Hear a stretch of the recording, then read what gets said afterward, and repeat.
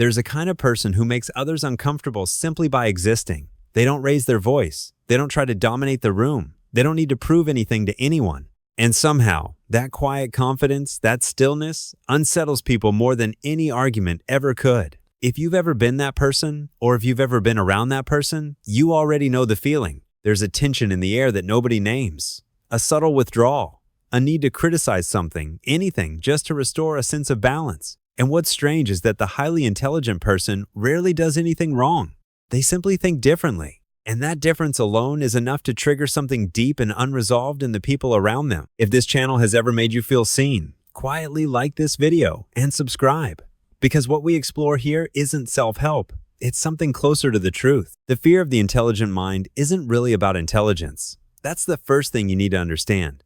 It's never been about IQ scores or academic achievement or how many books someone has read. The fear goes much deeper than that. It's about what the intelligent person represents to everyone around them. Without saying a single word, their presence asks a question that most people have spent their entire lives running from. And that question is, what if I've been wrong? Carl Jung spent decades studying the hidden architecture of the human psyche.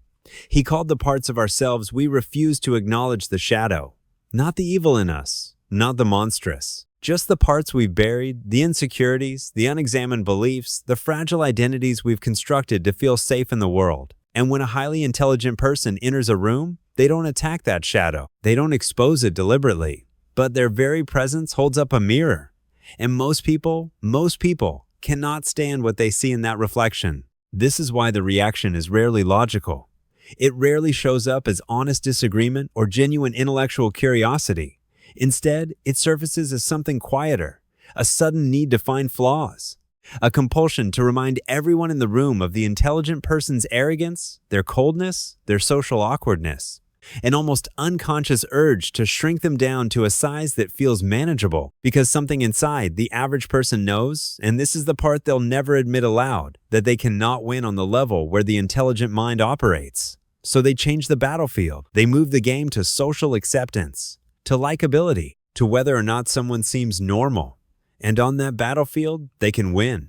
Or at least feel like they can. Watch what happens the next time someone highly intelligent speaks in a group setting. Not someone performing intelligence. Not someone throwing around vocabulary to impress. But someone who genuinely sees the world differently. Observe the room. You'll notice micro-expressions of discomfort. You'll see eyes darting sideways. You'll feel the energy shift, this almost imperceptible need for someone, anyone, to break the seriousness with a joke, to lighten the weight of what was just said. Because the intelligent mind, when it speaks honestly, has a way of making people feel the full gravity of reality. And most people have built their entire emotional architecture around not feeling that gravity. The intelligent person threatens something even more precious than ego. They threaten the group's shared reality. Human beings are deeply tribal creatures. We form consensus realities, shared agreements about what is true, what matters, how the world works, and we protect those agreements with fierce unconscious loyalty. When someone thinks in ways that fall outside the consensus, when someone asks the questions the group has silently agreed not to ask, they don't just challenge an idea, they challenge the emotional security of belonging itself. And that's when the fear transforms into something uglier. Something that looks like social rejection but feels, to those experiencing it, like a moral stance. This is one of the most psychologically precise things you will ever observe about human nature. People will dress up their fear in the language of virtue. They'll call it humility, as in, who does this person think they are? They'll call it relatability, as in, they just don't connect with real people. They'll call it arrogance, as in, they always have to be the smartest person in the room. But strip away the language, and what remains is simpler. Roar. Someone feels small, and rather than sitting with that feeling long enough to understand it, they externalize it. They make the intelligent person the problem. What's haunting about this is that the intelligent person often internalizes the reaction. They're perceptive enough to sense when they're making people uncomfortable. They can feel the withdrawal, the subtle exclusion, the way a room changes when they speak honestly. And over time, many of them do something quietly devastating. They start to make themselves smaller. They hold back their observations. They perform confusion they don't feel. They laugh along with things they find hollow.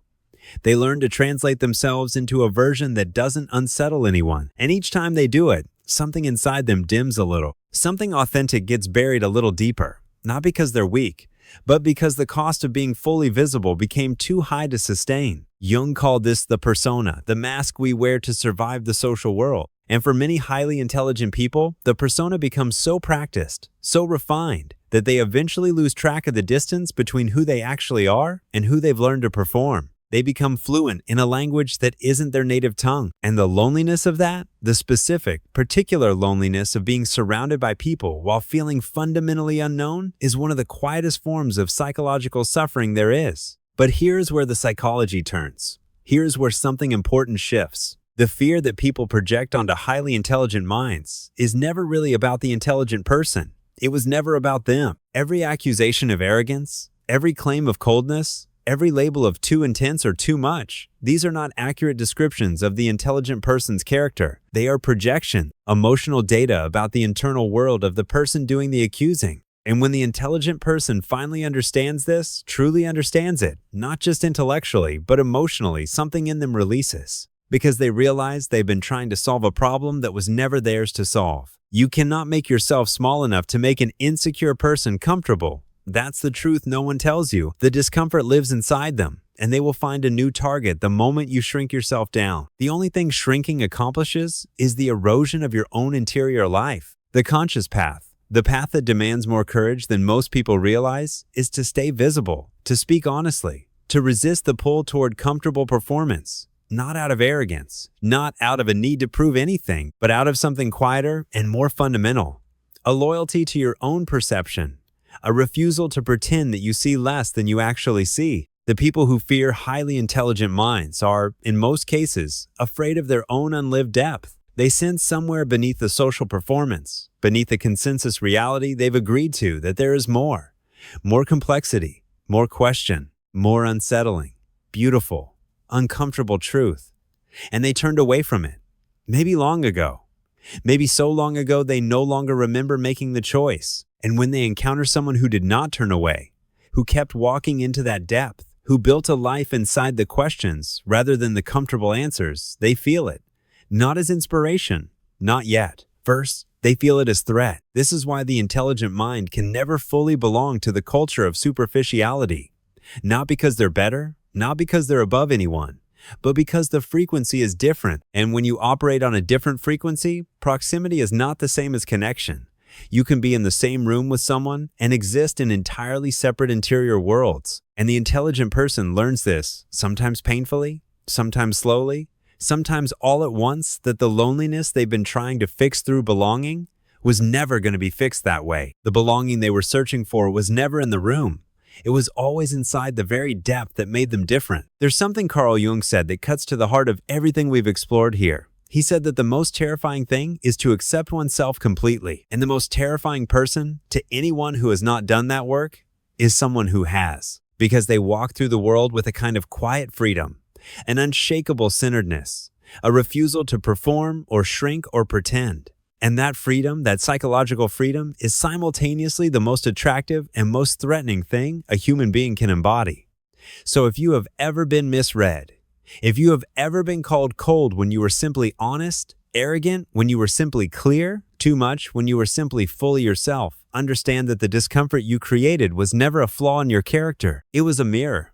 And mirrors don't make mistakes. The question, at the end of all of this, is not how to make yourself less threatening to the people who fear you.